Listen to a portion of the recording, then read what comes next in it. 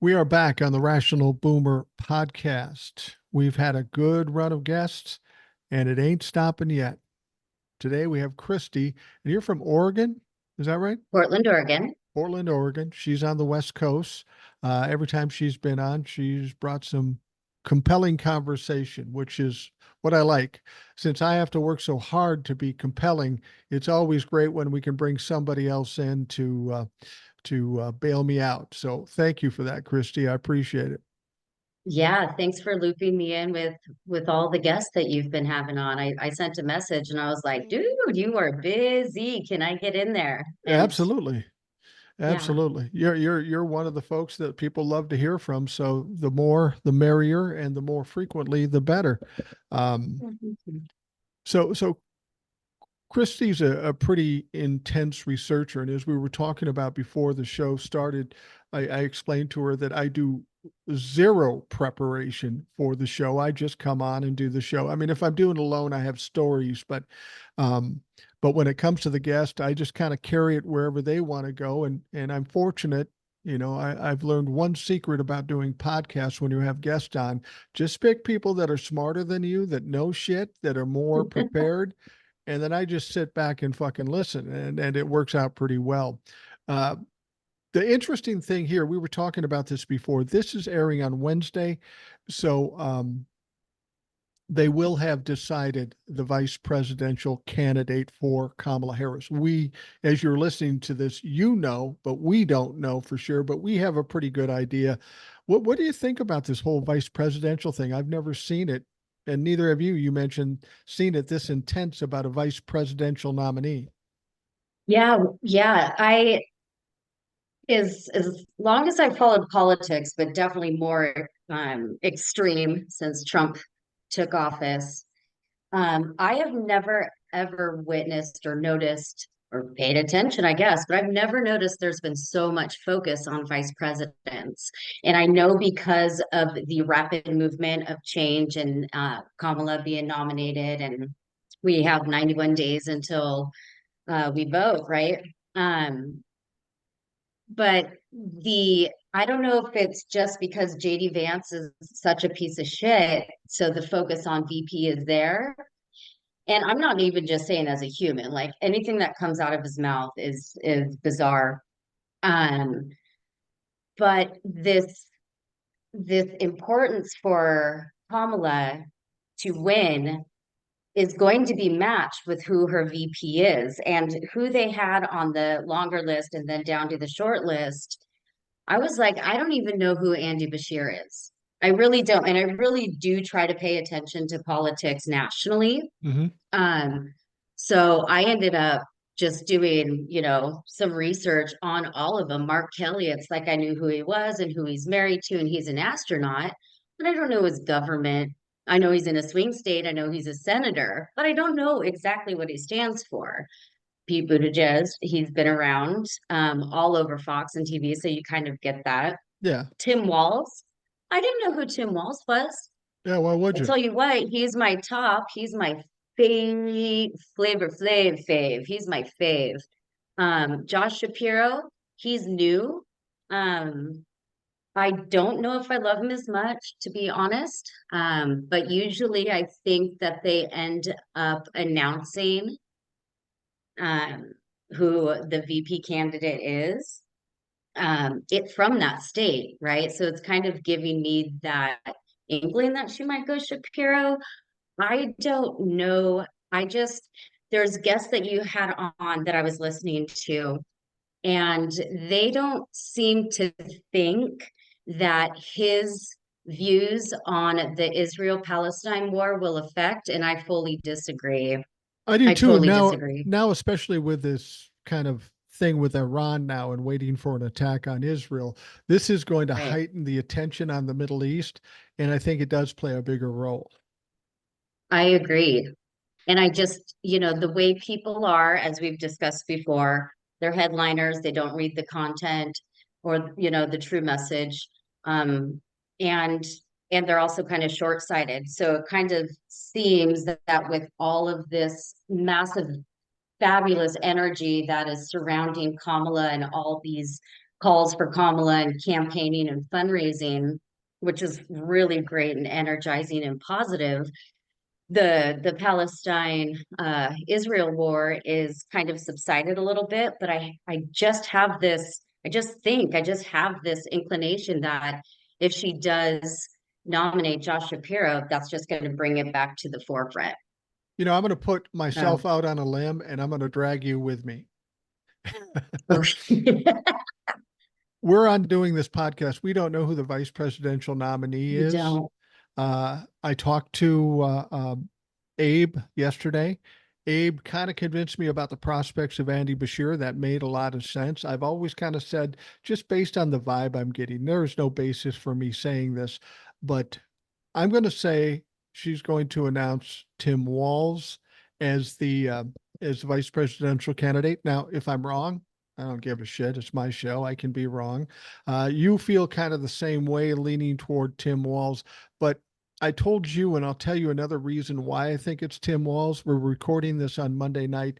I saw on Facebook a report and on TikTok a report that Tim Walz is in his governor's mansion here in Minnesota, and he's going to he went to a Kamala Harris fundraiser tonight. I don't know that she's being there, but when he left, there were multiple black SUVs headed the uh, to the fundraiser, and that's just not how governors typically roll, because she's Right, already chosen somebody to be the VP candidate, even though it's not been announced.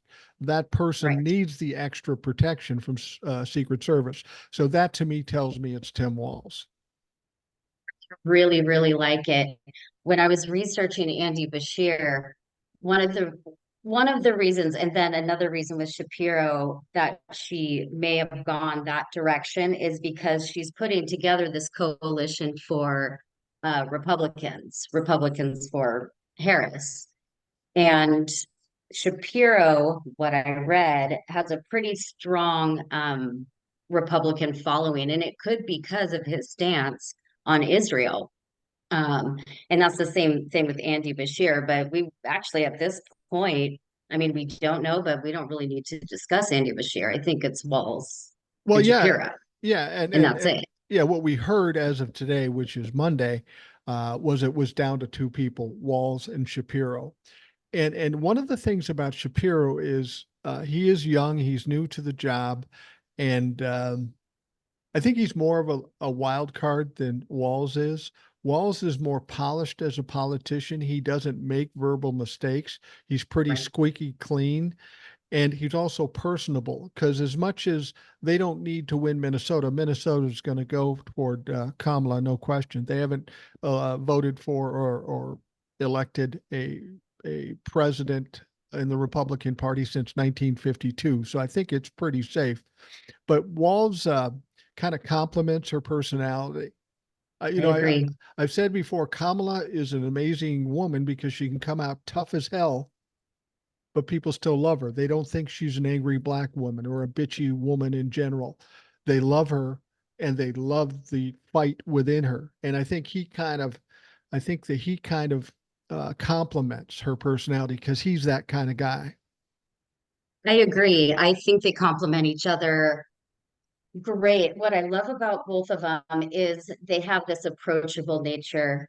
There is, even though, I mean, she's definitely more polished, definitely more eloquent, but she still has this sternness. Like she still has this fire in her eye, and both of them convey their messages without raising their voices, without, you know, the bombastic shit that we've been used to for so long. It's just so refreshing.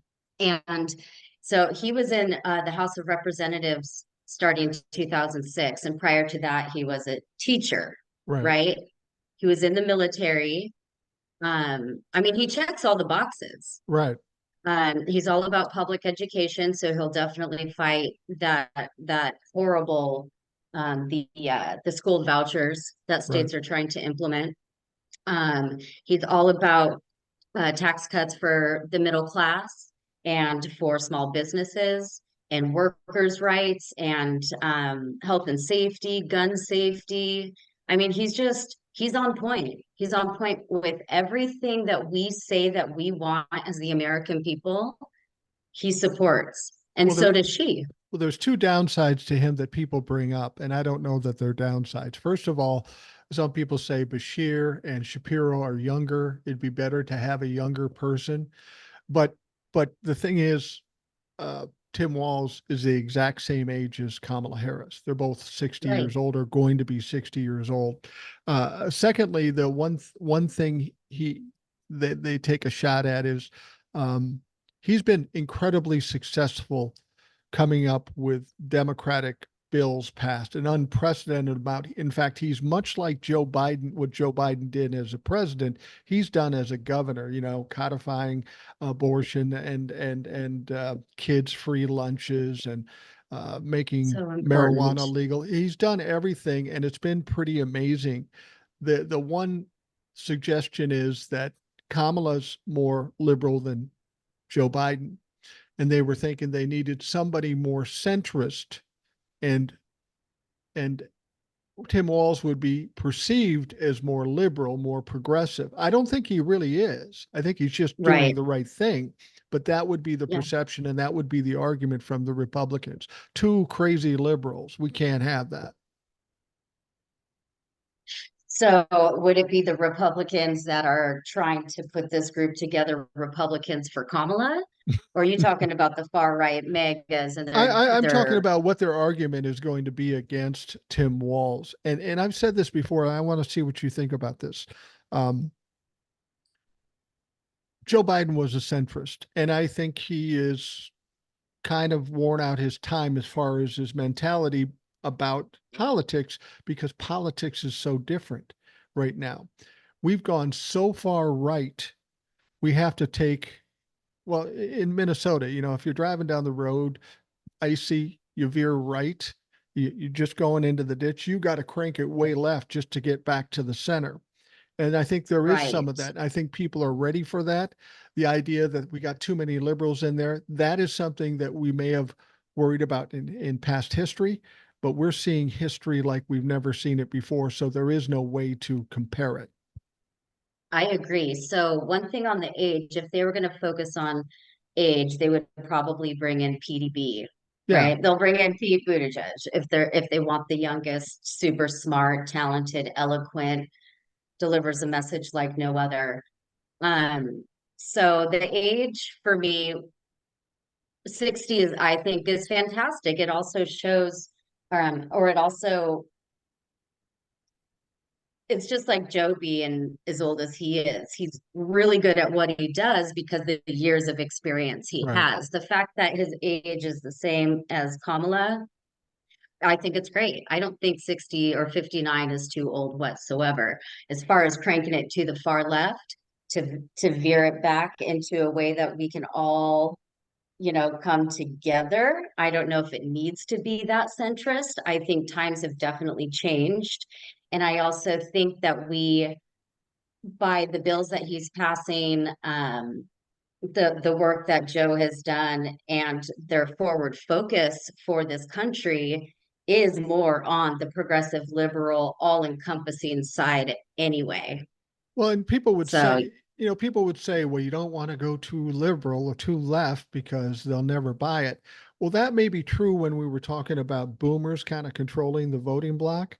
But right, starting this time, and certainly by 2028, it's going to be the millennials and the Gen Zs, and they have an entirely different perspective than boomers, and they tend to be more liberal. So maybe the time has come to shift that way. I mean, we've been so far so right so long.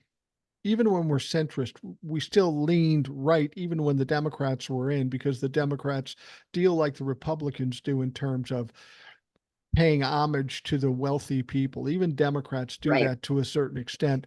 And I think with Tim Walz, for example, while he may be 60, I don't know that makes as much difference to millennials if he's got the fight, if he's articulate, and if he's doing the things they want him to do. I think right. that says a lot, and I think that's more important than what we thought about before. Too liberal, too old, whatever. I don't think those things come into play as much as what they get done. Right. I think his age will become obsolete because his messaging.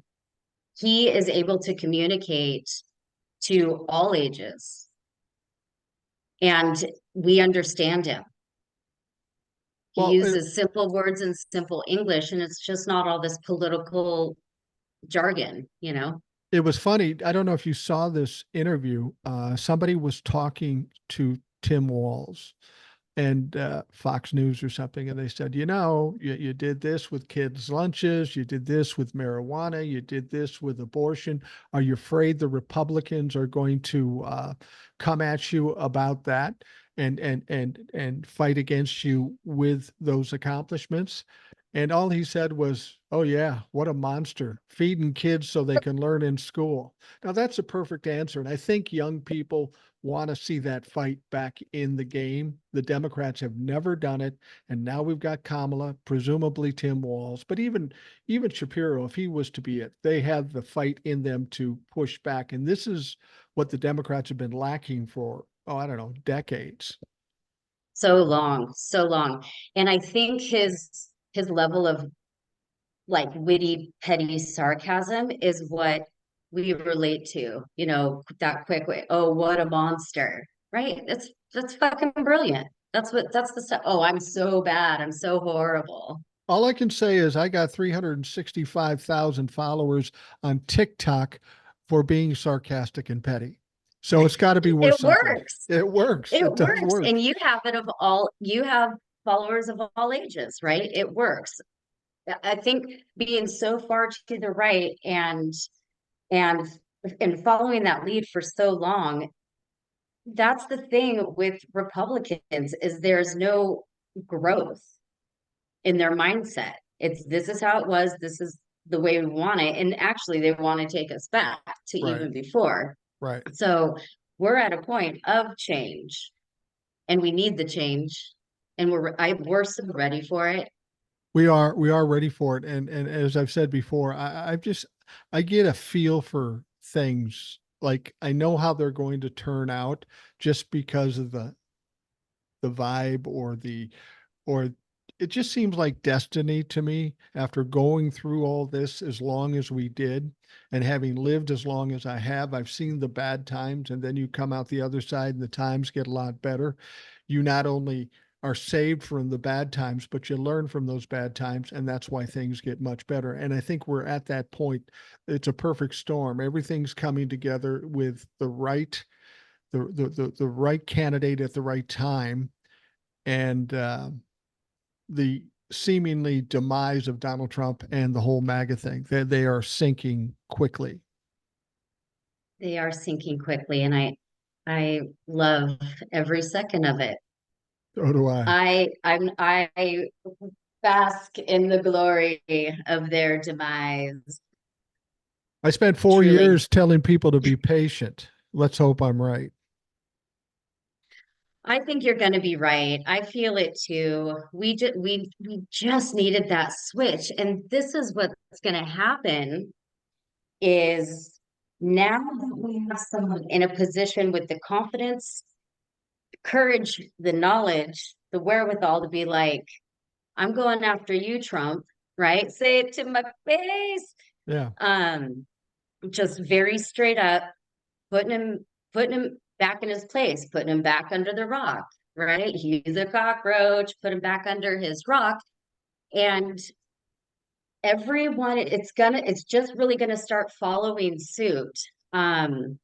People tend to be followers, and that's that whole sheep thing. But if let's not do the whole sheep shit. Let's do like say marketing. Say I open a new restaurant, you walk by, nobody's in there. People are just going to walk by. Right. But if you see a ton of people in there, people want Right. to know what's going on and then they're attracted to it. So the fact that she's in this position about to announce a new VP, which not one is really bad. We want Waltz, I really do.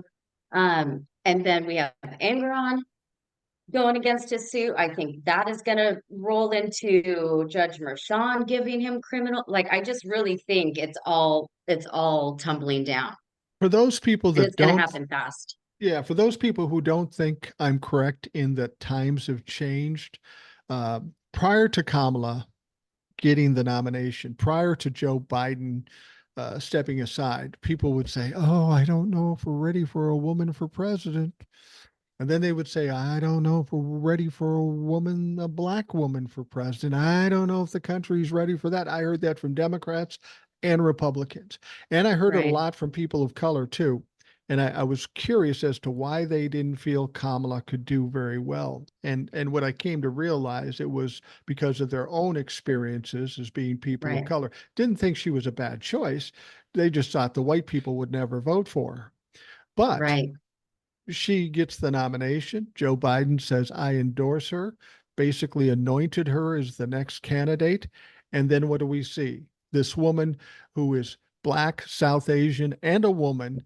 We didn't know if this country was ready for it, but she got an unprecedented support, raised $300 million in I two just got weeks. chilled.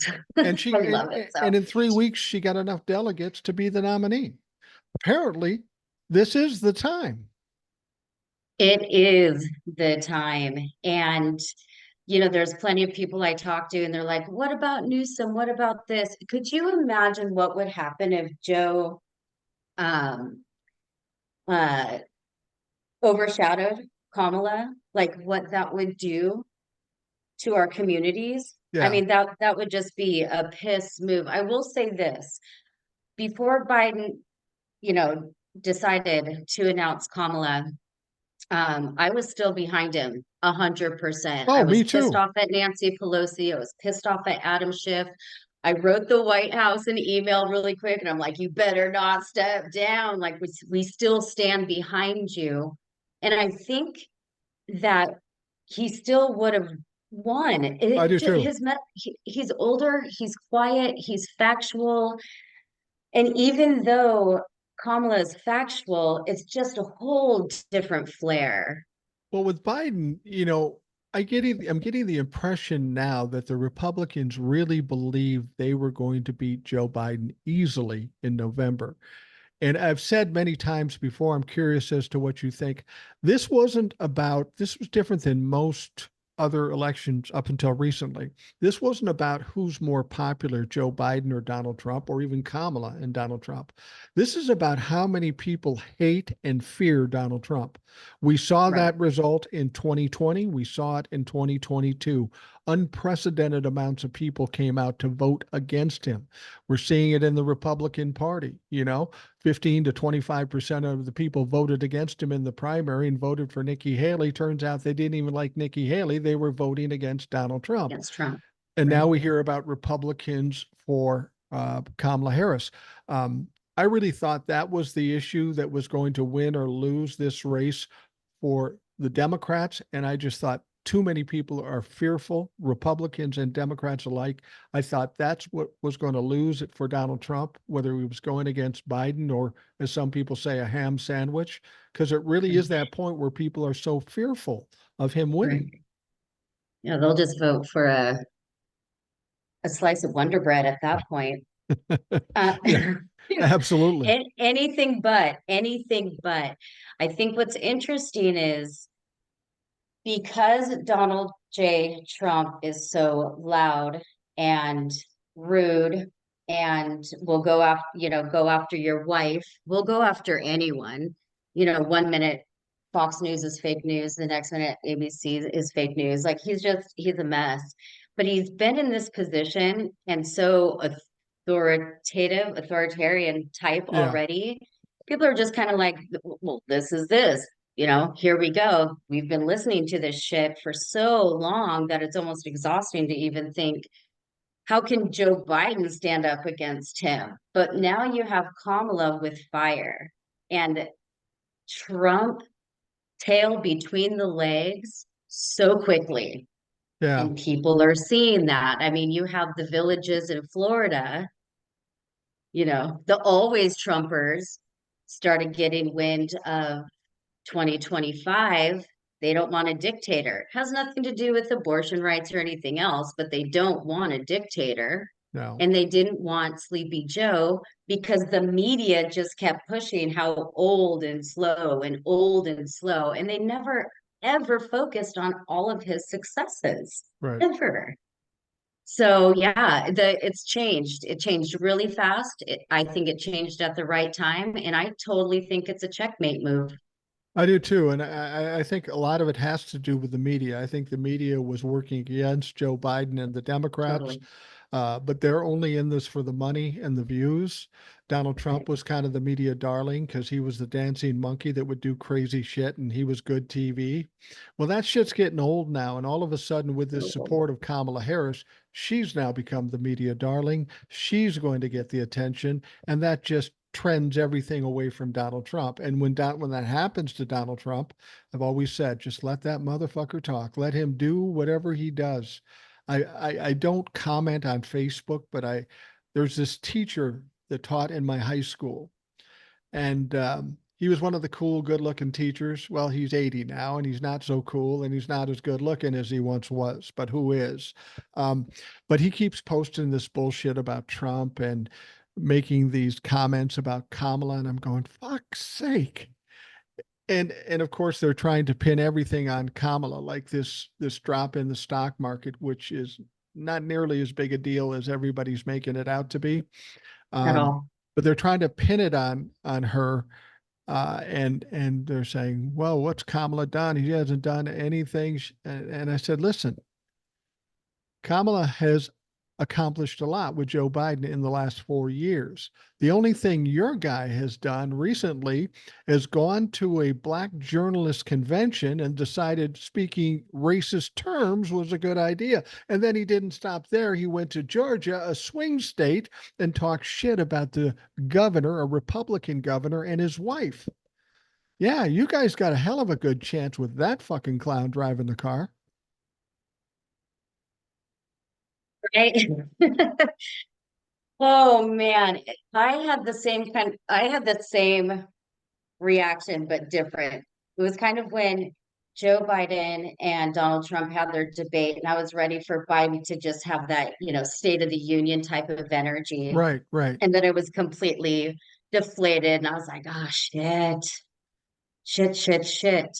That's what I Well, said then we too. have, right? I was like, oh man, I mean, I'm gonna watch it and I'm gonna try, but you just gave DJT a whole opportunity just to pummel you. It's all lies, but it's all what people can hear, that they only heard his gross voice.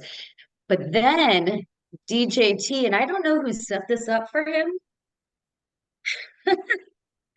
but in conjunction with what you were saying, just let him talk. And man alive, did he just talk himself into a fucking hole. And I loved every ounce of it. From the first moment he opened his mouth to ridicule the first moderator, and she was just straightforward, like, hey, we're going straight to it, dude. She This was is all good, about yeah. facts. Fantastic. That's how it should be. Put him on the spot, call him on his shit. And the first thing, he plays victim, gaslights, and says, you're mean to me, right? A horrible manner. Let me ask you this question. It's my contention that if our media, our news moderators understood what journalism about and understood their job, if they had done what she did that day back in 2015, he would have never been president. We wouldn't be where we are today. Right. But if we are not here where we are today, we wouldn't have learned all of the corruption of the Supreme Court and all. I mean, if he literally just sat silent, we wouldn't have Judge Engeron saying, you owe $350 million, dude, just for this one case. Right. Right. And So, yeah, yeah, and that's the other thing people forget. People forget shit. They say, "Whatever happened to that lawsuit thing? Is he ever going to have to pay?" And I say, "Listen, he's already had to put up $275 million.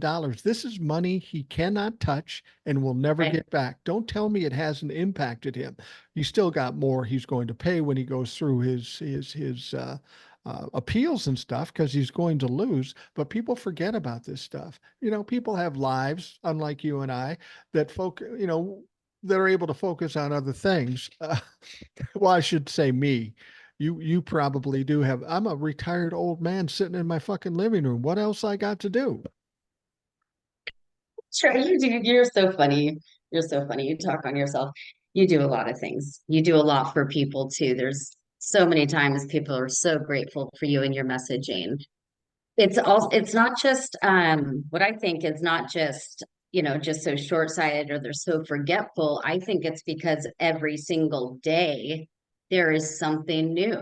Every single day it is surpassing the other thing that they just read yesterday. So it's this huge Jenga block that just doesn't stop. It does not stop Right. every day.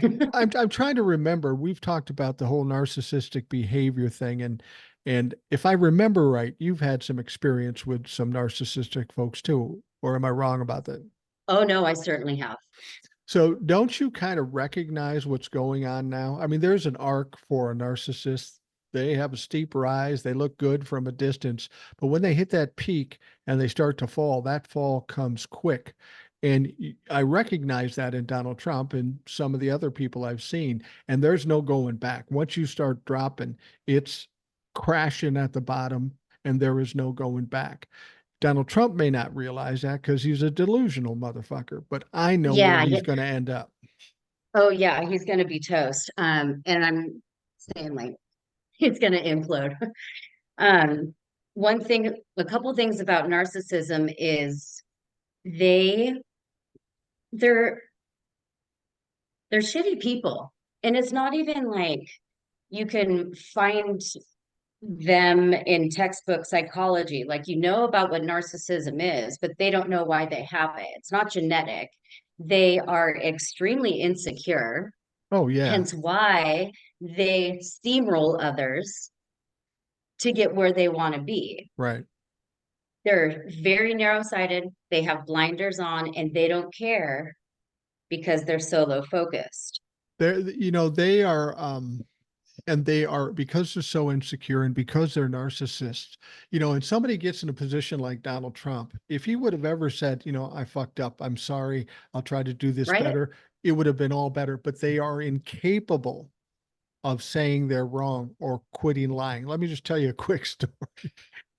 I've talked Um, about my father being a narcissist. I hadn't talked to him for 25 years because he was just too much and he was damaging to the family, and I didn't want his dark cloud over my family.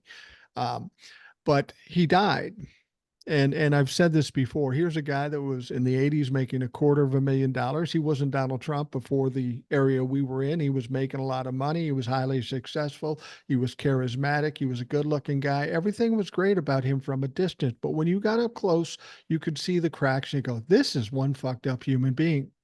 So mhm. he goes through life lying about things. I can't tell you all the lies he told me about his, I played sports. So he'd always tell me when I was playing sports. I found out he never fucking played sports.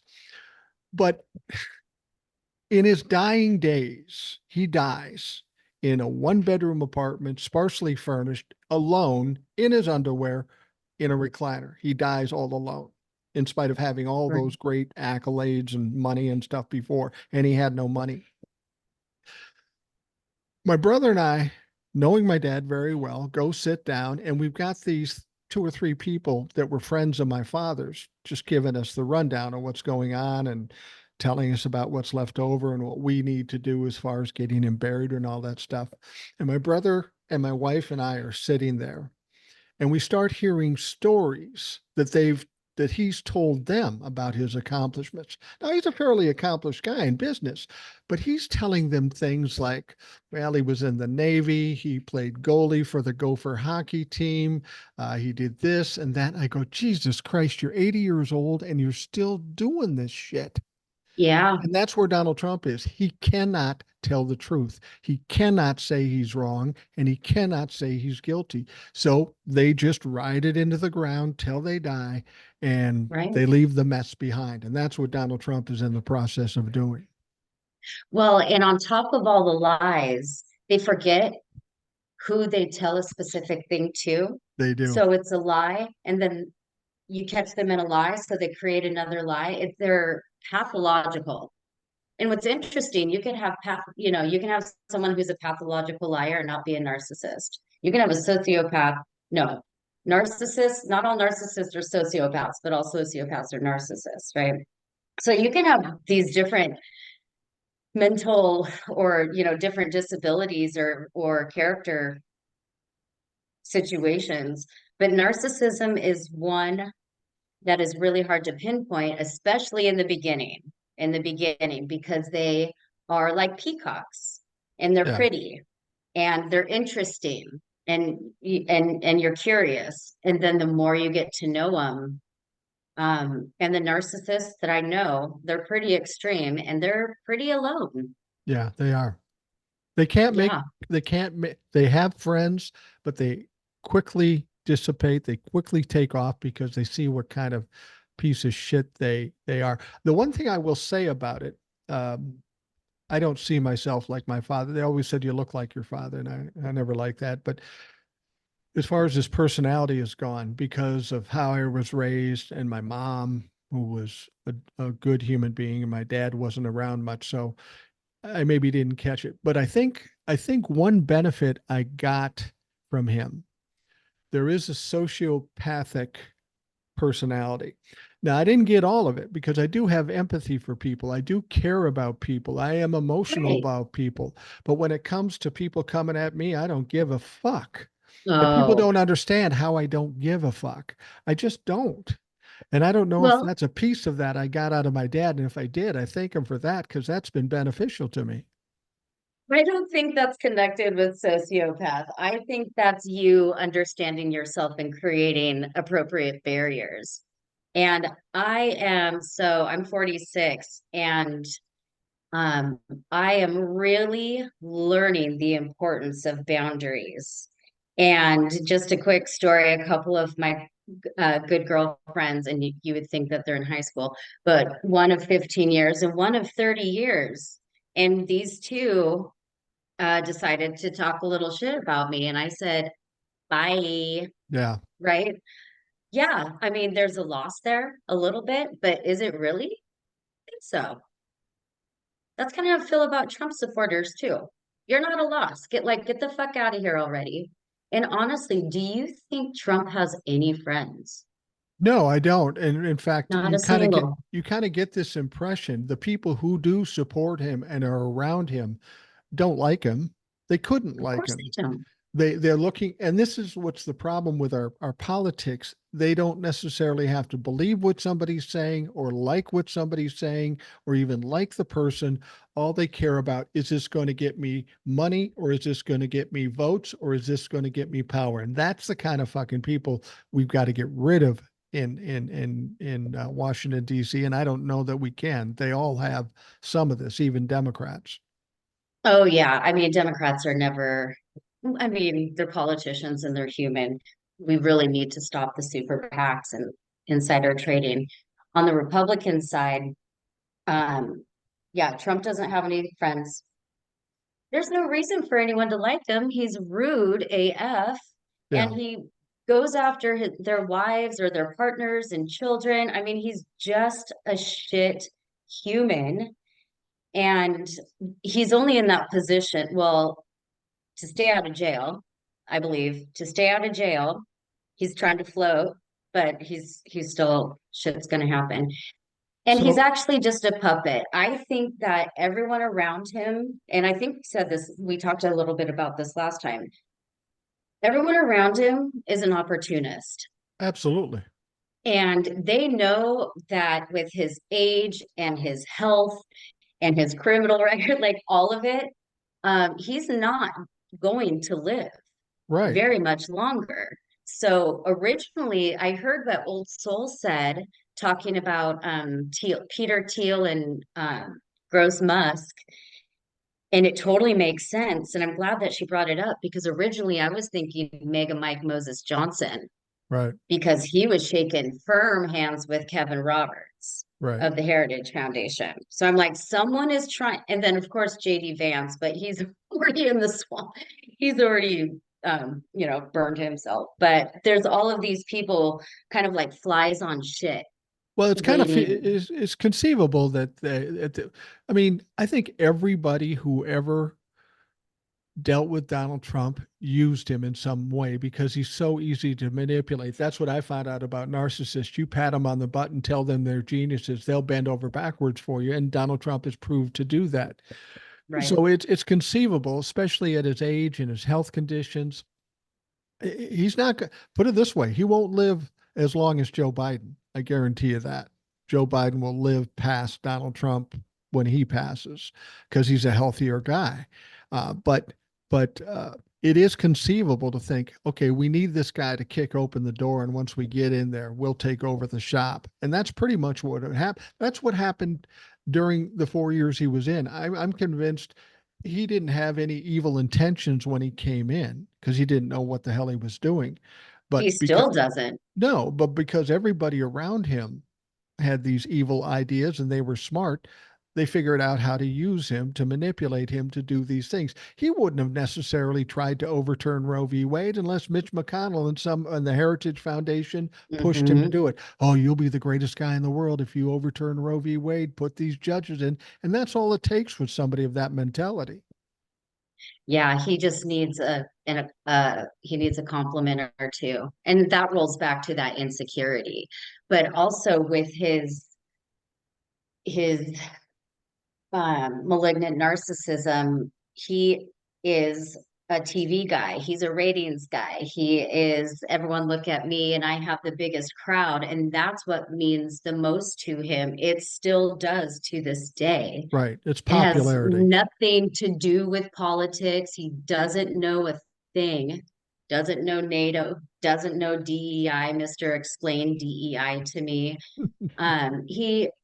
He doesn't know. The thing is, he doesn't care because these people that are enabling his behavior are also giving him money to pay his bills, knowing that he's going to die so someone else can just take over that position. Well, I'm convinced a lot of these people that were in the primaries that were running for the Republican Party, that's what they were thinking. They were thinking he's not going to make it through the campaign. So if I'm the Right. top one in the primaries, I'll be the obvious choice to replace him. I really think that that's what was going on. That's why Nikki Haley is bending over, kissing his ass, and then kicking his Uh, ass, and then kissing his ass again. It's sickening. And what I'm amazed by is these people are willing to do this. And if what they think is right, that he dies, but he doesn't win, where does that leave them? I mean, are we going to forget that Nikki Haley bent over for Donald Trump? No, we're never going to no. forget that. That stain and that stink is going to be on her and everybody else that did it forever. They waited too long to step aside. Every time I gave her just an ounce of benefit, literally 12 hours later or less, she did something shitty like signing missiles or bombs. She's talking so much shit about him. He's ultimately talked about her, her husband, because that's who he is. She goes against him, then she's for him, then she's against him. And now she's fully endorsing him. But that's the same thing that Mitch McConnell did. That's the same thing that Ron DeSantis, Lindsey Graham, JD Vance, Right. all of them said, I'm a never Trumper. And look where they are. Well, the thing about it is what they don't understand about narcissists, that they like to use people too, but they are so wrapped up in themselves. They hold fucking grudges forever. Oh, yeah. They might act like they like you to use you for a moment, but they will never trust you. They will never pull you back into the fold. And that's why Nikki Haley, it wasn't even up for consideration for the VP. Plus, she's brown and comes from immigrant parents. That goes against all of the Republican Party. But they do hold grudges and they Oh, yeah. remember it. They're like a fucking elephant when it comes to, oh, he fucked me over, or he embarrassed me. Once you've done that to Donald Trump, you're never getting back in his good graces. Yeah. Yeah. In personal um, experiences with that, when I've actually, it's really hard to call a narcissist out too. You have to find all the niceties and different words to communicate the same message, but without being straightforward, because they're so immediately defensive that you Right. can't have a real conversation. And I've definitely, especially in the nonprofit sector, I've seen this person around all the niceties, but the energies and the eyes Right. are daggers. Well, it Never, depends. they'll never forget.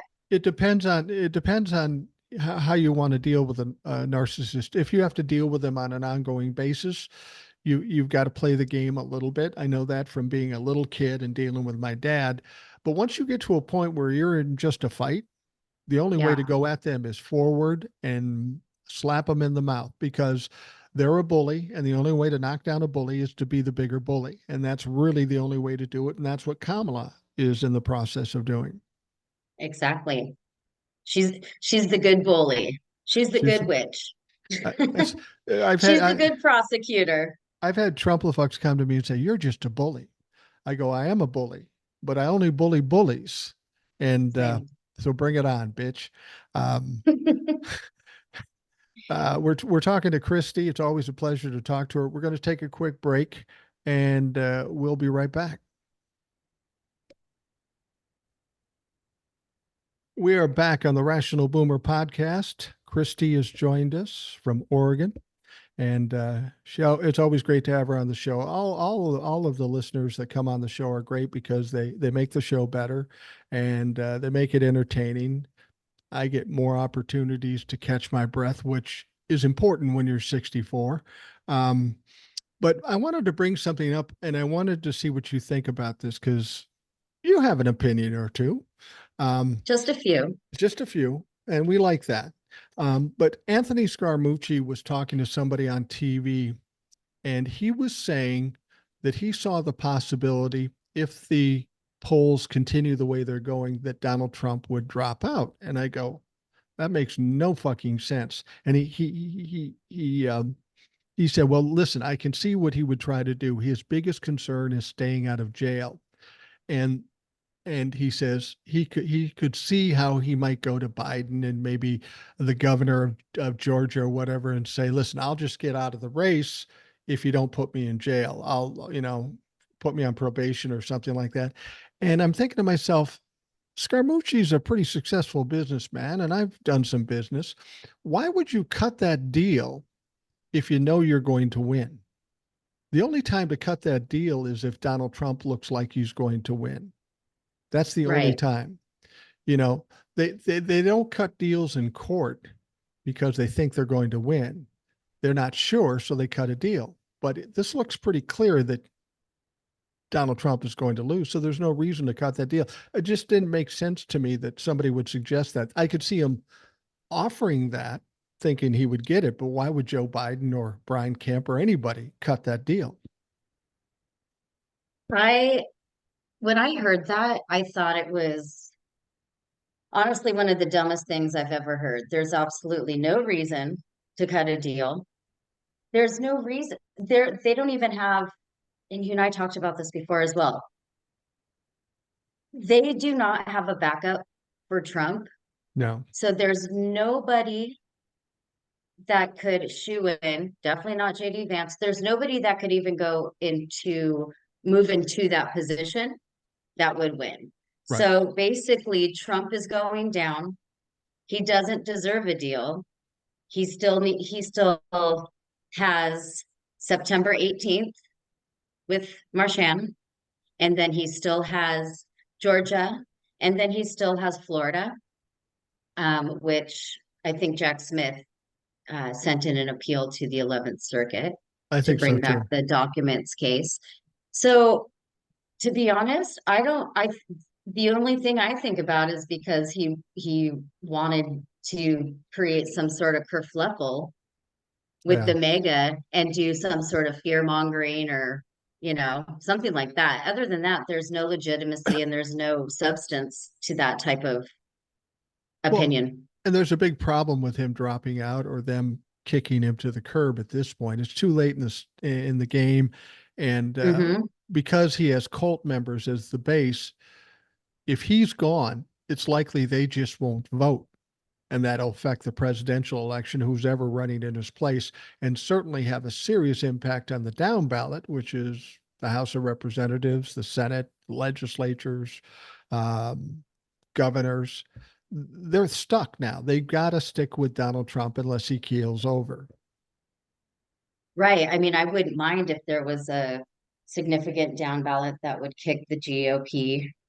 Yeah, absolutely. I mean, I think they've already done it to themselves to a certain extent, but it would be nice to have a guarantee on that. Be a beautiful thing. There's one message I try to push with my friends and family and whomever, is, people don't pay attention to their local reps, um, their governors, or No, even their, county reps. And that's fucking how Marjorie Taylor Greene, that horrid horsewoman, oh, love her. I can't even say her name. Um, that's how those type Matt Gates, that's how those type of people made it into their positions, right. because people are not paying attention. So honestly, if there was a whole down ballot and they're like kind of just wiped out of default, cool. But it's just not going to happen. Like you said, it's way too late in the game. There's no backup. There's no and they're called a cult for a reason, and the cult is for Donald Trump. It's not Right. for the Republican Party. Well, don't you think, the idea of him dropping out so he doesn't have to go to jail, I think that would cause some serious problems in this country. I think a lot of people on the Democratic side and some in the Republican side are so invested in the prospect of him being finally accountable. If he was Yeah. to be able to slip out of it and not be accountable, that would, I think that would create a lot of unrest with people, whether it be physically or just the way they talk. There would be a lot of pissed off people if that happened. I'd Yeah, be livid. yeah, absolutely. I would lose my marbles. And I'm the person that calls numbers and sends emails. Like I would get on it.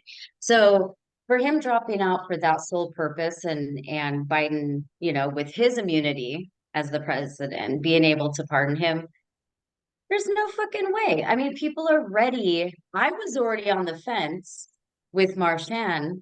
I keep getting, there's so many. There's Ingron, Marshawn.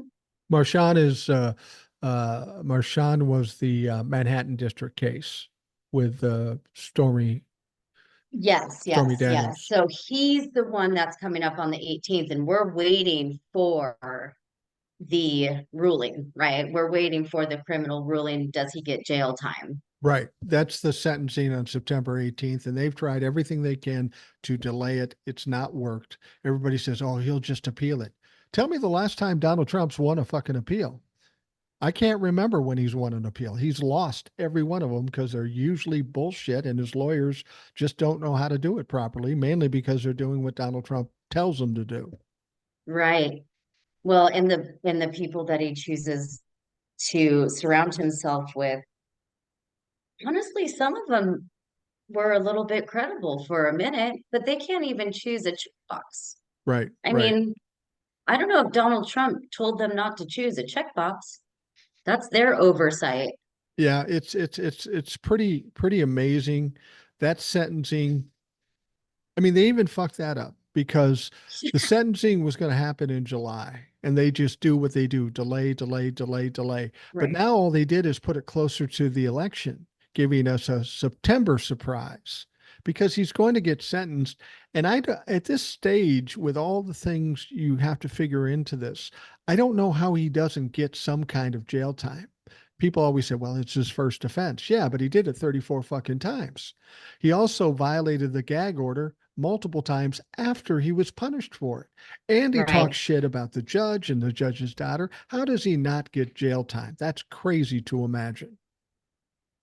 Well, that's kind of what I was saying earlier. Now that we have Kamala, the bully, back in his face, and now bringing in a VP, then Angeron, then didn't approve of the appeal, and now she's going through what's official, not official. Thanks, Supreme Court. Um, frauds, fraudsters. Um, but yeah, that's what I was trying to say a little bit earlier with Marshan. I feel that he was kind of being soft on him earlier. Yeah. So, whether the delay or not, I mean, the amount of verbal abuse about him and his family and the jury and everything that he perpetually does, he's still kind of just skating along. But now it's all folding on him. And I think Marshawn is going to follow that lead and actually give him jail time.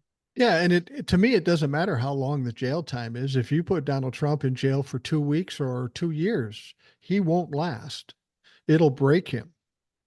Oh, for sure. Sometimes I do a little trolling on TikTok. Probably I'm a little petty and I guess I don't have enough drama in my life. That's what I like But about sometimes you. That's why you're on the show, because you're petty, like me. I mean, sometimes I gotta say some things, but with prison time being in Trump's future, that gives me great joy. You'll have a Trumper, guy or girl alike, it doesn't matter. They'll, they're saying something stupid, and I will respond with, you probably have Trumpy Bear third and the golden sneakers and NFTs with a piece of his mugshot suit. But when your cult leader is in jail, he can bring and wear those gold sneakers and he can actually trade his own NFT cards for Adderall. Right, right. Yeah. Yeah, that's They don't like that very much. because he's definitely not too pretty for jail. There's definitely not an issue. But, the thing about it is everybody was worried about him being convicted by the election. And he was convicted in the Manhattan district, and we'll see how that plays out on September 18th. But I'm not Right. as worried about the other cases not going to trial before the election. We got 34 convictions. I mean, how many do you have to pile on him? That's enough to drag him down. But once he gets past this election and he loses, because he will lose, when he Yes. loses, now he's got to go on all three of these trials unprotected. The Republicans will have bailed on him already. He won't be running for president. He won't be the president. He's just shitbag civilian going to court for some serious cases. He's more vulnerable after the election than he is now. But can you imagine? Say he did go get convicted. You might think, well, Joe's a soft touch and maybe he'll give me a pardon. But can you imagine him asking Kamala for a pardon? I don't think that's going to go well. She's like, dude, I know you're tight. If it were up to her, he would already be in jail. I thought he was already considered a civilian now. Well, he is. Is He he is. not? But because he's running for president, just strictly to stay out of jail. But it would be ironic that he would have to go to a prosecutor to get a pardon. Yeah. That's wonderful, isn't it? A, a strong, powerful VP black woman prosecutor for a pardon. Yeah, yeah. That just is paints a beautiful picture to me, and that's really what Donald Trump's life's going to be. He keeps pulling things out because he's got money, or because he's got little pull, or he's got people behind him. That's all going to go away after November 5th. The Yeah. Republicans, if they get their asses kicked, and they will, they're going to abandon him. I mean, if they don't abandon him, they're fucking stupid. Oh, for sure. I mean, you haven't even seen his daughter around, No, right? no, Melania's not around, and we all know why. That's not a big deal. That's not a surprise either. no. Um, but the only ones that are around in full support as he is running for election for presidency are his sons. Right. Everyone else really does not give a shit. Everyone knows that he's guilty. Everyone knows that he stole the documents. Everyone knows he has 34 convictions. You can repeat it over and over. They all know. Even Right. MAGA knows. Well, and then you've got this other situation with Judge Chutkin regarding the Correct. January 6th thing. That was put on a delay because his immunity case, which was ridiculous, and it has no bearing on that one. But he said, I have official acts and unofficial acts. And the Supreme Court said, yeah, we'll give you immunity for official acts, but they didn't tell us what those official acts are. They put it on Judge Chutkan to make that decision.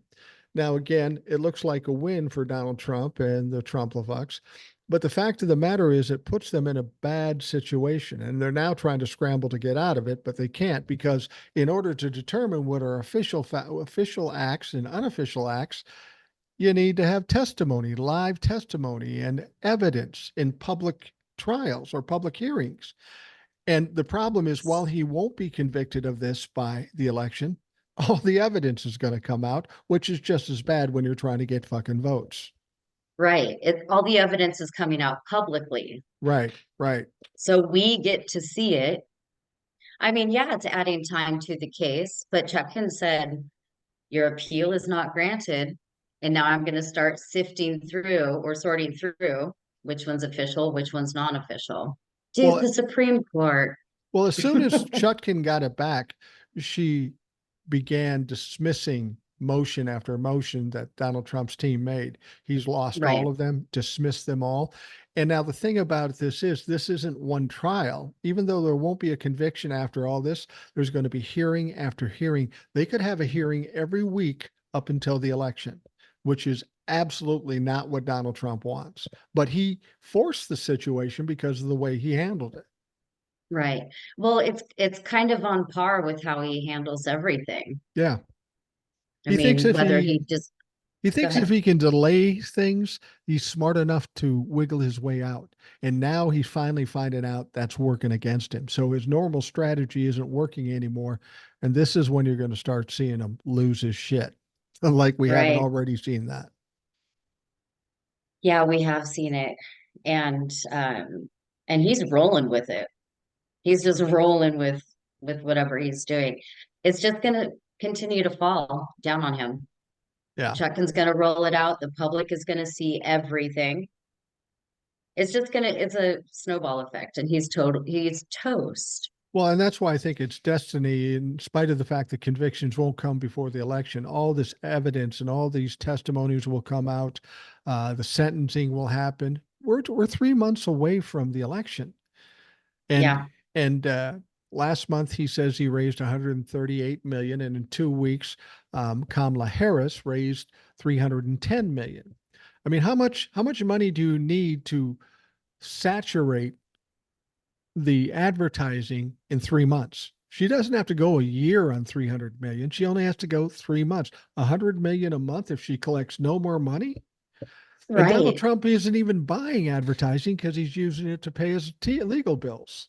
Exactly. I was just going to say that all of the money he can report, which I don't believe anything No. that comes out of this man's mouth.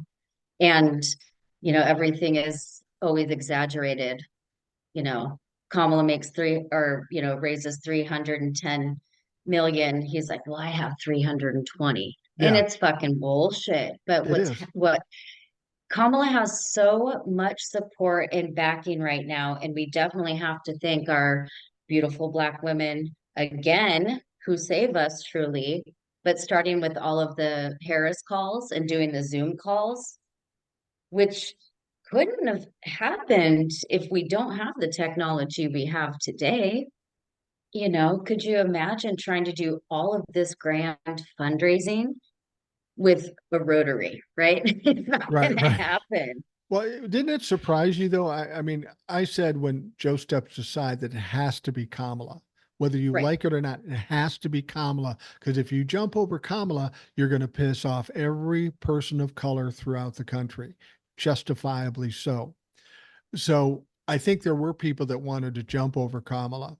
But Joe, slow and as sleepy as he is, that was a masterstroke. Do it after the convention and then endorse her. That was the linchpin to make this It's all happen.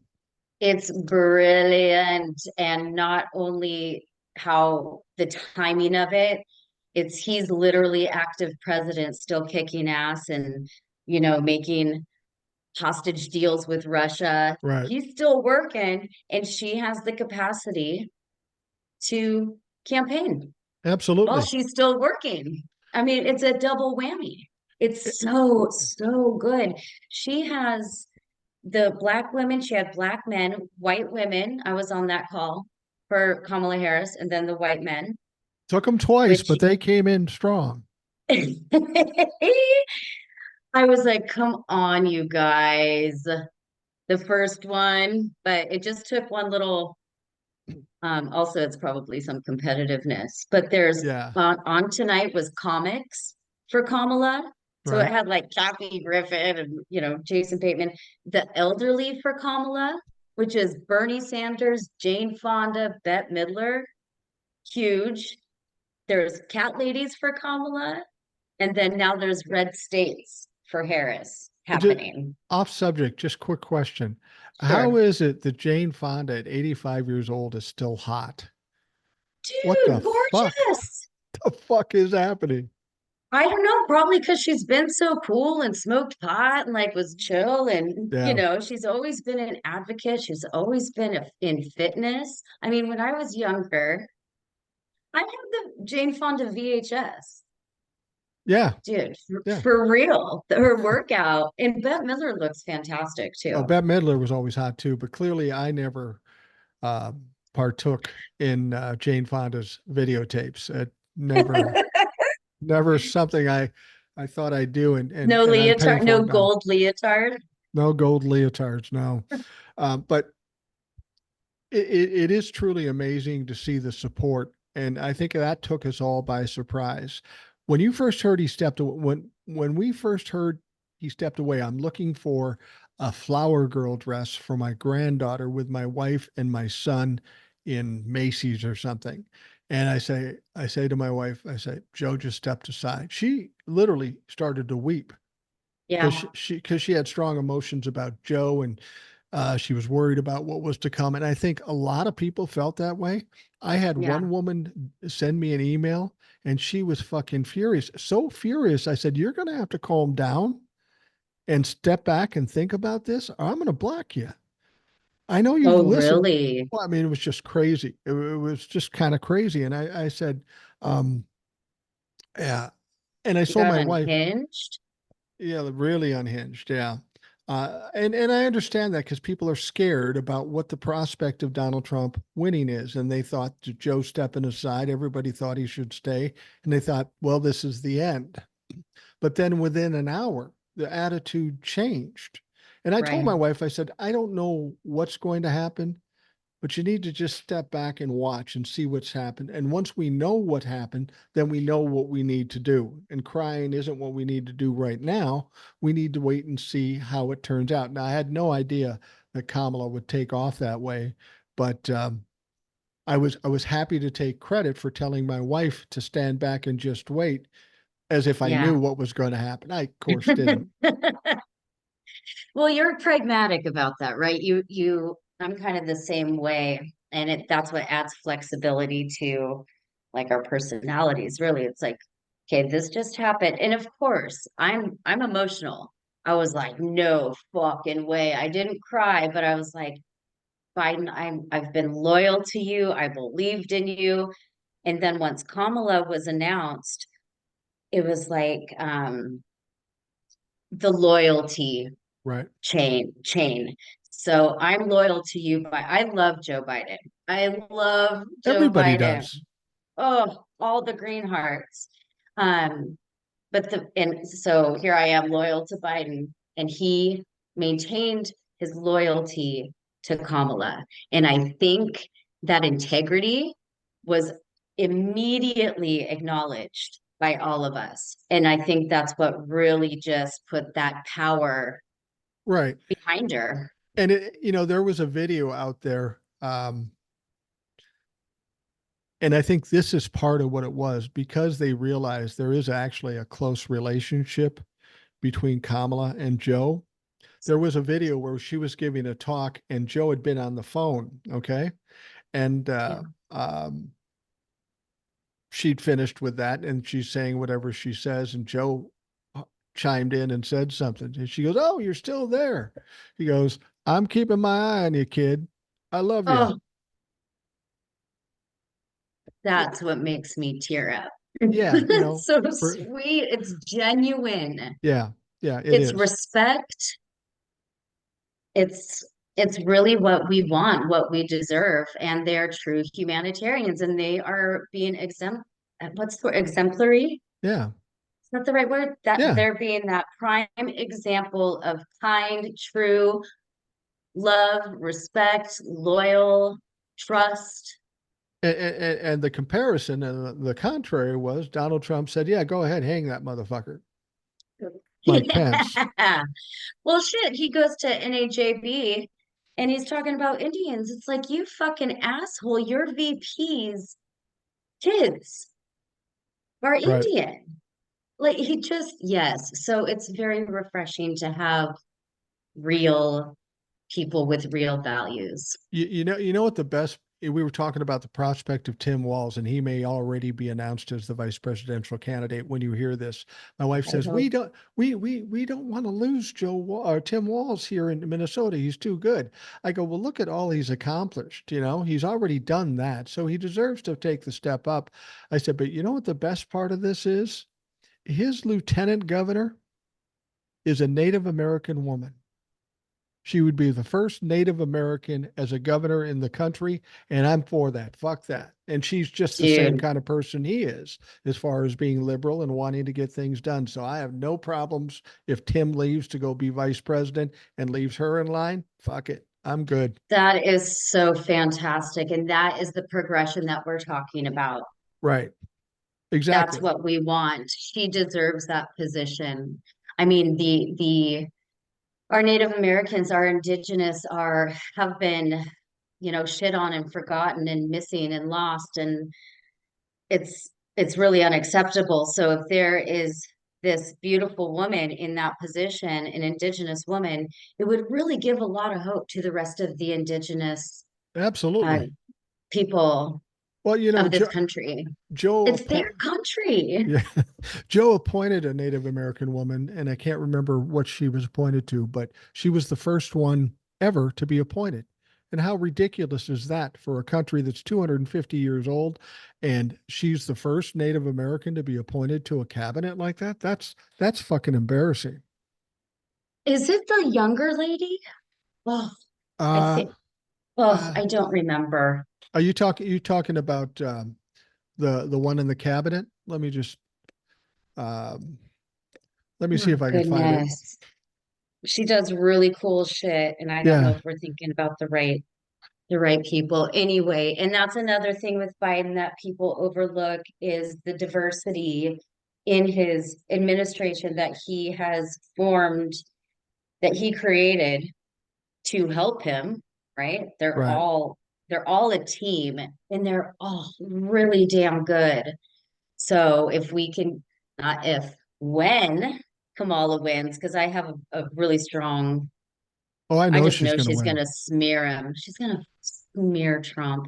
The woman we were talking about, Secretary Deb Haaland, Haaland. She is the U.S. Secretary of the Interior. Got it. I was not talking about her, but I do. I think there is a Native American in Congress too, but this Yeah, is one that is she's on the. incredible. She's Uh, and I should get the name of the lieutenant governor. Okay, yeah, her name yeah. is Peggy Flanagan. Peggy Flanagan is Minnesota's 50th lieutenant governor, a member of the White Earth Band of the Ojibwe, and currently the country's highest ranking Native woman elected to executive office. I love it. With any luck, she'll be governor. Let's That would do be it. I like it. that would be awesome. I'm like, I want to put money on it. I Well, do a little gambling here and there. and here's the thing: is once people hear this, it will already be decided. So we either really wrong or really right. And if we're really right, we're going to be talking about this a lot. We certainly are, but definitely no room to make a bet because everyone else is gonna But it's like you were saying figure it out. before, isn't it like that perfect storm where everything is coming together at the right time? You know, Yes, Kamala gets this big honeymoon period that only has to go 3 months and probably will have no problem. You know, they've got all these choices for vice presidential candidates. And I said it before, no matter who she picks, she's really not going to lose. I think I agree. I think the only problem is going to be for the vice presidential nominee is they are going to be heavily overshadowed by this rock rolling down the hill in Kamala. I mean, it's going to Right. be about Kamala. This is, I've read stories how the vice presidential But that's nominees. why Tim would be fantastic. Yeah, That's he's why I fine with see it. more of a partnership, and he understands well, and he's a huge supporter of women Yeah, and I yeah. and in leadership positions. So I think that he'd be such a killer sidekick Well, and and just don't supporter. Sorry. with Kamala Harris especially. Don't you think? I think she's the right person at the right time because what we're talking about with the Republicans is literally a war against women and Yep. children, people of color, Yep. and LGBTQ folks. That's the only thing about Pete Buttigieg coming in because we have a woman of color, and if we had a gay man as vice president, it would be the perfect combination to fight against what the Republicans are trying to rot on He's us. all the rainbows, baby. Yeah, yeah. It's interesting, but I think PDB is good where he is right now. I really do. I think he's doing a great job with the DOT and his messaging and all of. I really think Tim Walz is the one. I think that he will actually really promote Kamala's shine. I will say this. I have one family member that I got an argument with in 2020 during COVID. And it wasn't really even an argument. This person I knew was a Trumplafuck and was talking about COVID and talking about our governor, Governor Walz. Mm, And he said, Governor Walz, and a lot of Republicans in this state believe this. He's a tyrant. He shut down everything during COVID. He did this and he made people lose their jobs and made companies go out of business. And when that person said that, like I say, I got to say something. I'm not going to be overtly argumentative. All I said to him was, okay, but had the guy at the top actually done his job, we probably wouldn't have this much problem with COVID. And that set him yeah. off. And after that, he was on a rant. And I just sat back and go, he said, you said this. I go, yeah, I did say that. And I stand by it. I wasn't yelling because I know that's what they want. But there Oh are a lot yeah. of people in this state that think he's a tyrant, the Republicans, because he was so strong about dealing with COVID. But when it came down to it, we were one of the better states that dealt with COVID because he was so strong about it, the masks and shutdowns and stuff like that. He knew what the problem was. Absolutely. If we had a president that knew how to handle a fucking pandemic, we wouldn't have had to have governors be tyrants in their minds. Yeah, if he didn't burn Obama's playbook and shit on Fauci and all of the experts that have actually dealt with um, diseases and pandemics like this. Um, yeah, I think didn't Minnesota, you guys shut down early, but didn't you kind of open earlier too? Like you got everything contained Yeah, yeah, I think we did. really quickly. And it was because of Tim Walz, and a lot of people hated him for it. I've all I have to do is look at what he's accomplished in the last couple of years with a slim margin in the legislature. It's very reminiscent of what Joe Biden did on the federal level. Got a lot Yeah, accomplished when nobody else would have gotten it accomplished. Don't know how he did it. I mean, I think it. I think they both have Biden, Biden and Tim have the ability because of their personalities to go on both sides of the aisle in spite of right. how it's divided now. They still have that capability, and I think that's the comparison between the two. I mean, actually, Tim Walz seems to me, with everything he's done and the way he acts, he seems like a younger, more articulate Biden. I And I just love get, that. yeah, I do too. And I think people will love that too. So we're sitting here talking about Tim Walz being the vice presidential candidate. And if we're wrong, we don't give a fuck because it's my show. We'll talk about whatever the fuck I want to talk about. Exactly. If we're wrong, then we're fucking wrong. And, whomever else was on the list was not bad at all. All And I it'll be good.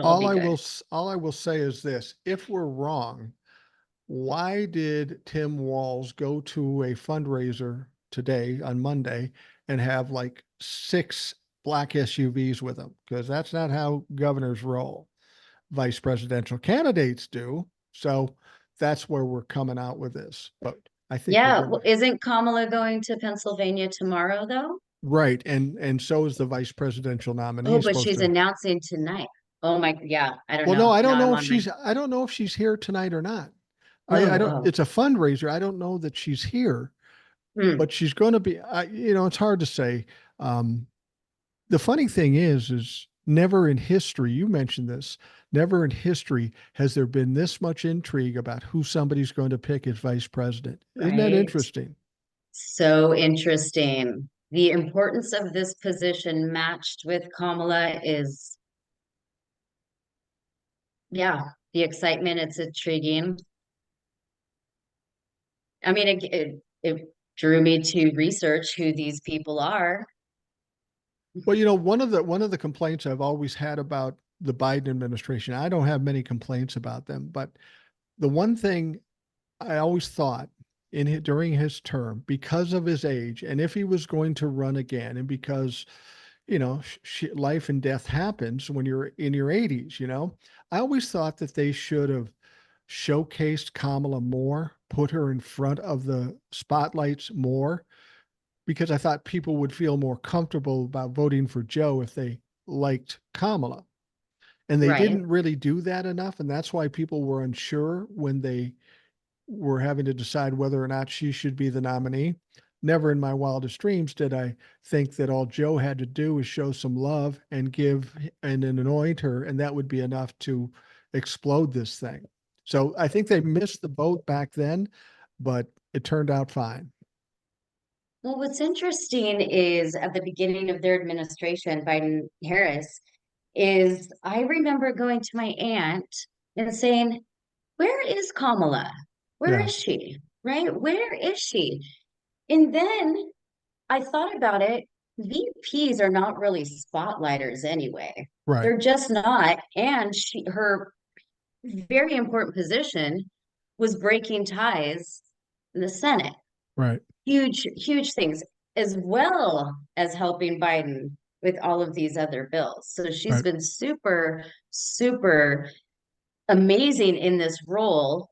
No one knew that she was going to be showcased because I don't think we really knew until really recent that she was initially going to be his successor. I Well, always well, get those confused. people always say to me, when I've been doing TikToks, they go, "You give me hope." And I always think that hope is probably the most important thing any of us can have regarding anything, whether it be in our lives, whether it be politics or anything. And I think people love Joe Biden, but they didn't see him as a good match for the personality that Donald Trump had. And I think Right. part of the reason why they jumped on Kamala, because they knew she was tough, but they finally saw some hope in winning. I never thought that Joe Biden would lose to Donald Trump. I really don't think he would, even to this day. I don't think I he would don't think lose to Donald Trump. But a same. lot of people did because they listened to the media and what they told them. So now all of a sudden, when they transferred this over to Kamala, all of a sudden they got hope. They saw a light at the end of the tunnel. And that's what kind of electrified them. You know how I know we are in a different age, a different time, because when Obama was elected, I was genuinely fearful of an assassination Sure. because I think a he's a lot of black people were. man. Yeah. Like genuinely, like please, please, please, extra security. I don't have that same fear with Kamala. I don't either. And it's weird. We had the assassination attempt of Donald Trump. Um, the first time I heard it, I said, "Oh, that's just set up." And then when I heard somebody died, I think, "It's probably not set up." But there's so many questions about this. Totally staged. The FBI is investigating it, and I'll bet you we find out there is a lot of fishy stuff around this. I don't know to what extent, but I'll guarantee it we don't hear about it till after the election. Or I heard somebody else say this on TikTok, and if it's on TikTok, it's fucking true. What? They said FBI is investigating this. You get the FBI up and saying, well, we don't know if it was a bullet or shrapnel or what. Really? The FBI doesn't know that yet? That seems weird. Um, Yeah. but maybe the administration is just saying, hold on that. And that may be the October surprise. That may be the October surprise. That sounds crazy, but does it really sound crazy? No, it's Donald Trump. Right. All of it was fucking staged. And initially, when I heard it or heard about it, I got chills on my arms, and I was like, yes, no way. And I don't wish ill or death on people except for DJT. And I was like, finally, finally, finally. And then he gets up and and even when I looked at that Secret Service group, I'm Yeah. like, they look like actors. I'm not joking. Like they look like actors the way they were standing, doing this, the dude in his army, in his uniform, and he has his full AR, but just doing, pointing down. It was so staged. And then you said it, someone actually died that hit my empathy, no, sympathy, Right. because you are at a fascist dictator riot mega movement show Well, and somebody, that somebody, shit happens. somebody said to me, do you really think that Donald Trump would sacrifice a life Yes. for his benefit uh, politically? Yes. And I said, well, I'll just say one word to you: COVID. 1 million people died because he said it was fake. So, yeah, I Yeah. think he is open to that, especially if he's desperate. That's one thing we know about narcissists. When they're desperate, they'll fucking do anything. Anything. Anything. Yeah. I don't want people to think that I have too much empathy, but this whole thing, watching Donald Trump and all of his stunts and all of his bullshit and his lies, and he loves, you know, he Theater. he needs, yeah, theater and TV and the whole entertainment, standing there, perfect prop with this and this flag behind it. And he stood there for so long. Well, and see, the thing about it is what you and I both know about narcissists. They're bullies, so they are absolute cowards. Now, if Yeah, Donald Trump stood there and somebody took a shot at him, that he fucker would would be the still be, he'd be on the ground whimpering. He wouldn't have got up and totally put his hand up. There's no way. There's no way fetal he'd be. position, Yeah.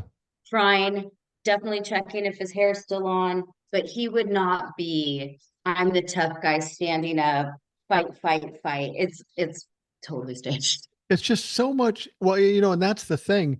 The whole point of doing this is trying to get sympathy. And he doesn't have to get sympathy from his base. They're going to scream and yell and vote for him no matter what. The whole point was to get some of the people in the middle to sympathize with them. And I said, whether or not it's staged, the fact is, you ask anybody that's not in the Trump-Lefuck cult what they think, every one of them says it's staged. So it Yeah. didn't work if that's what he was trying to do, trying to gain sympathy. Because that's what they said right after it happened. Oh my God, you Trump's Democrats, gonna win. Trump's going to win. And there was two things I heard. It's staged. That was the first thing I said before I even seen or knew anything. It's staged, or I'm embarrassed to say this. I didn't say it. But a lot of people said it. Fuck, they missed. Now Oh that's an yeah. inappropriate thing. My brother and I were texting jokes back and forth, and it's just stupid shit like I sent to him, and only he would understand because he's old enough. I said, "Well, I hope Jodie Foster's finally fucking impressed," and that's referring to John Hinckley, who shot Reagan, who said was doing it to impress Jodie. Jodie Foster. Run. Okay. And the fucked up thing about it, this poor Hinckley had no idea she was gay at the time, so it didn't matter if he impressed her. Yeah, dude. I definitely 100% staged. I have no doubts that Trump would use anyone, including his sons, as sacrificial lamb Oh yeah, to give him any sort of sympathy or clout, and everything is deflection. So some news just, oh, he was running away from Project 2025 and all the heat that's coming. So now he's shot. And I shoot guns. I don't do ARs, or yeah, I don't do automatics, but I shoot guns. Even if it was just a handheld that close, right? Yeah. He has this whole ear. I mean, Yeah. what is he, a fucking frog or a lizard? And he just like regenerated his tail. You know what I mean? Like, no, this I, is, and I'm not, people are wearing the pads. He's such a mess. I'm not an expert on ammunition and shooting. I've done some in my life, but I know this: if you've got a high velocity round coming from an AR-15 at reasonably close range, because 130 yards is close range for an AR-15, it's I said it's going to take a notch out of your ear, or the top half out of your ear, and people have Oh, corrected me yeah. and said it's going to take the whole fucking ear. And to see it, you know, and there's not a mark on it. I mean, it's pristine. Yeah, There wasn't even a scratch on it. And they don't release a medical report. What the fuck is that about? When have you ever heard that's bullshit. a presidential nominee have anything to them and there isn't a report on it? It's Right. just it's just too fishy. It's just too weird. He didn't have blood on his hands. He's not deaf. I mean, if you're getting AR, bullet that close, At I mean, supersonic that's speeds, yeah, right. It's yeah. gonna fuck you up. It fucked me up. I got to tell you that. I wouldn't. I I would be don't. on the ground in fetal position, not I, standing up. yeah, I would have been on the ground and crocodiling out of that motherfucker. I certainly wouldn't have stood up. Army crawl, right? Just yeah, I'd get the fuck out of there too. And I say it with my full chest. Fucking staged.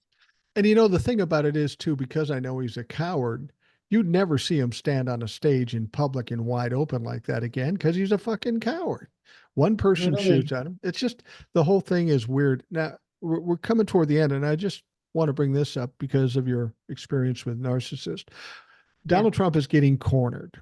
He's having trouble wiggling his way out like he normally does. And we're hearing him say crazy shit and doing, Yeah. making racist comments in a black convention and ripping Republican governors in a swing state. I mean, what the fuck are you thinking? He's all about emotions. He's all about reacting. He doesn't think about what he's doing. But it's my contention as we get closer and say the polls get worse and more things like a sentence or whatever's happening to him, I say what we see now, as crazy as it look, ain't nothing compared to what we're going to see. It's going to get fucking unhinged, the things he will do and 1 say. million.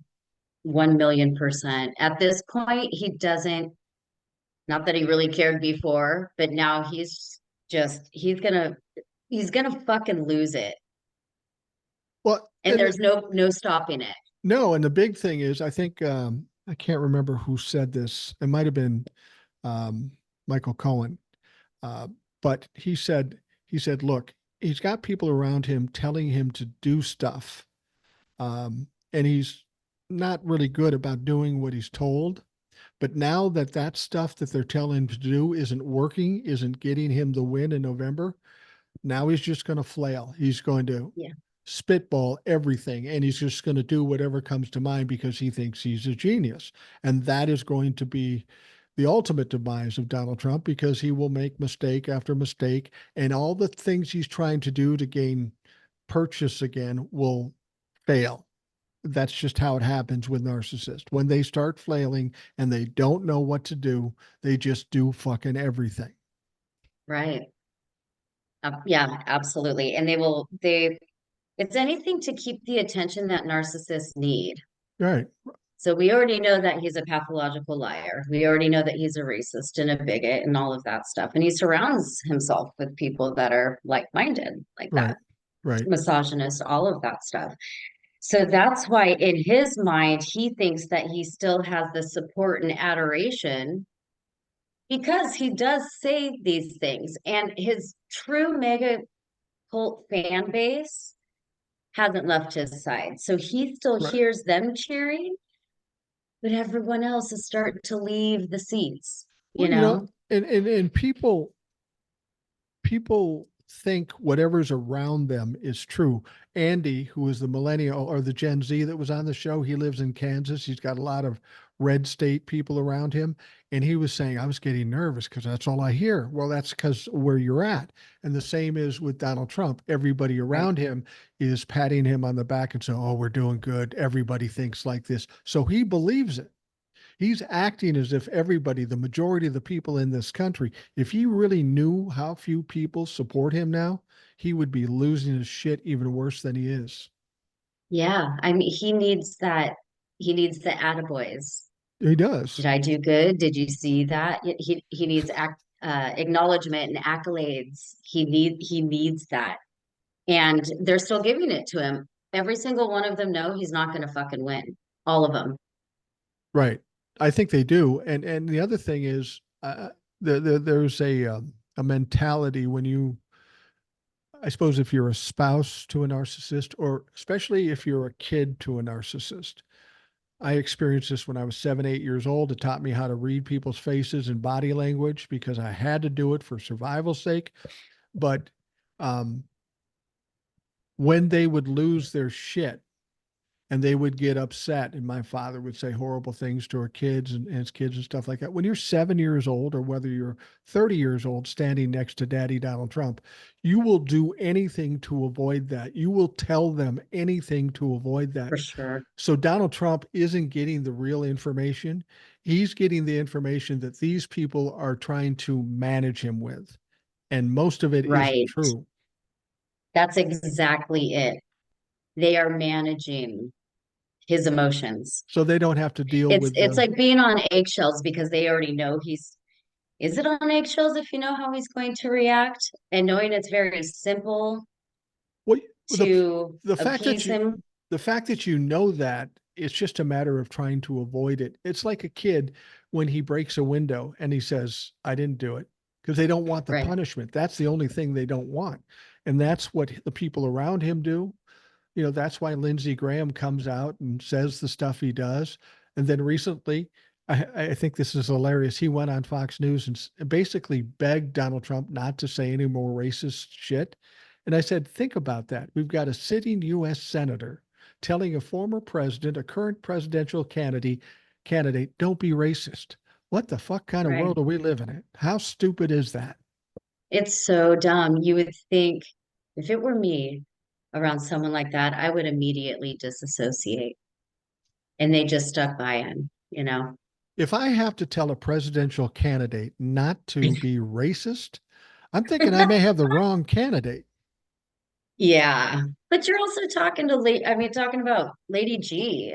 Yeah. He's the biggest flip flopper pansy. If he just came out, he would be so embraced by us. Yeah.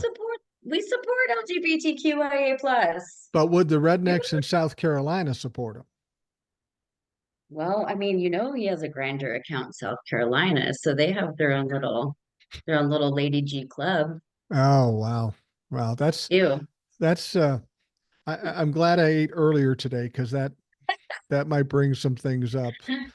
Oddly enough. Sorry. No, no, no. That's all right. That's all right. We do this all the time. There are times when I talk to Ed or Old Soul and Old Soul tells something and I have to apologize because I don't know when people are listening. I'll say, if you're listening during breakfast or lunch, hey, we're sorry. You may Yeah. want to turn it down a little bit because this is going to get graphic. Um, but well, Khristi, I want to thank you for coming in. It's always this is the thing. People say, "How can you do a podcast every day?" And I go, "When I get to do this, it's pleasurable. It's fun. I love conversations, and when you get to have a conversation with somebody who's smart, articulate, and of a like mind, what more could I fucking possibly ask for?" Thank you, Mike. I always appreciate it. And it's always super fun. And yeah, I didn't have to beg you to come on this time. I'm What just do you, kidding. Just what, totally messing with you.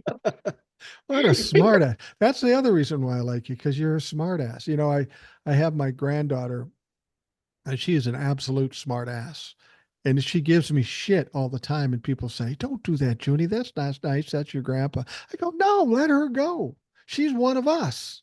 She's a Right? smartass. I want her to be a smartass. She gets it. Yeah, she gets it. And she learned it very quickly. I gave her shit one time, just like I would do anybody else, and it hurt her feelings. I go, honey, come here. Let me explain this to you. And uh, and then when I explained it to her, she's smart enough. She goes, oh, okay. And now every chance she gets, she gives me shit. And you She, love it. I do love it. She'll come up and hug me and get excited to see me, but then she proceeds to give me shit. And that's what I'm going to have a new daughter-in-law in a month or so. Congratulations. In a month or so. And I explained to her, I said, now listen, when you get in this family, you're going to get some shit. It's just our family's love language, if you will. We give each other shit. And I Yeah, usually get most of it from everybody else. I give it to other people, but for in my family, I'm the whipping boy. And I said, however, you just understand, and I'm going to give you shit. The only thing expected out of you is that you give it back better if you can. And yes. she goes, no, I got that. I'm like that anyway. So I said, you're my girl. Yeah. Well, if she's marrying your son, then your son probably has some of that. Yeah, he's a little more refined and sophisticated and tall and better looking and stuff. So um, he's a sensitive guy too. He's one of the people in my family that I give shit to, and sometimes he takes it personally. I go, Jesus Christ, how long have we lived together? You're 36 years old, for God's Have sake. you met me? Learn a fucking lesson, for God's sake. Anyway, anyway, I thank you for coming on. I appreciate it immensely. And Thank you. there's always wide spots between the times you come on. Let's try to shore that up a little bit, Khristi. Tired I of know. fucking I'm tired of fucking waiting for you. It's just all you and your fame and paparazzi. I can't even get on the waiting Oh, list. fuck you. You wrote me a letter and I got you on as quickly as I could. You're so awesome. I'm so grateful. Well, thank you for that. I appreciate it. For those listening, I want to thank you for taking the time out of your day to listen, but I'm sure you had a good time. I hope you have a great day, and we'll talk to you again tomorrow.